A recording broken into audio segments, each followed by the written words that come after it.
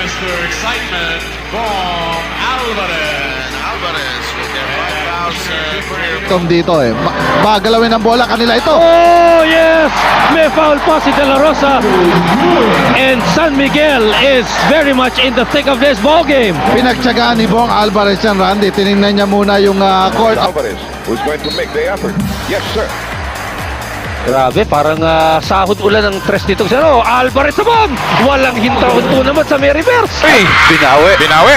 Alvarez laban kay Agustin. Harangan mo ko, partner. At ito pang si Bong Alvarez talagang tumatapos ng mga layup. Talagang isusubo na nito. Tatlong turnover, tingin-tingin.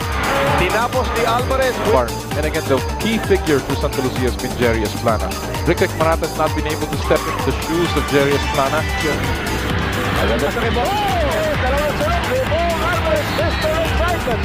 Ito mga kaibigan, ang final seconds ng ating ball game. Si Alvarez at isang step na meron sila yung kanilang 3-point shooting. At as we see this layup, Free throw shooting.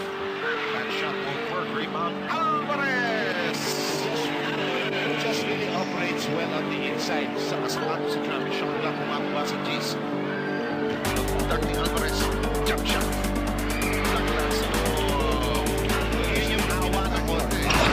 Inside pass, Alvarez. Ang dali-dali ng basketball sa San Miguel ngayong araw na ito. Well, wala talagang Ito, kaagad yun.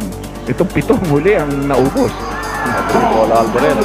Nilagay ang bola sa labi ng A lot of time.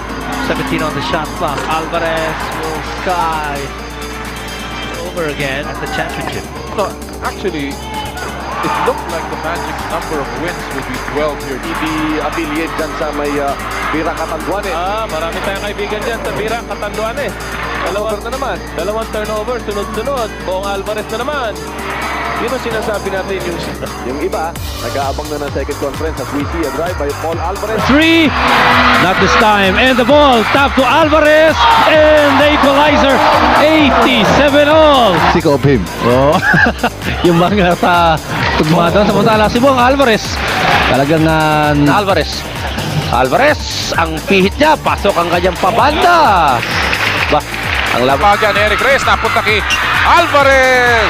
finally, si Bong Alvarez. Ito talaga yung gusto nito si Bong Alvarez pag nagsisi. Will be key in this ball game as well as team rebounding. Tony Harris opened the scoring, and Bong Alvarez first deadline. 1995 season of the PBA. Alvarez stab! Si Alvarez talaga, every time he comes in, that completes the heist. Quickly to Travis. Over to Mr. Excitement. Sa PBA high in terms of scoring. 71 points 1990 in one ball game. Can you still recall what happened dun sa laro na yon? And sino yung... Hindi ko na malaya na na actually third quarter, kinausap ako ni Boss Waki Trillo. Siya ang team manager namin that time. Sabi sa akin ganun, Bong, nakaka-50 plus ka na.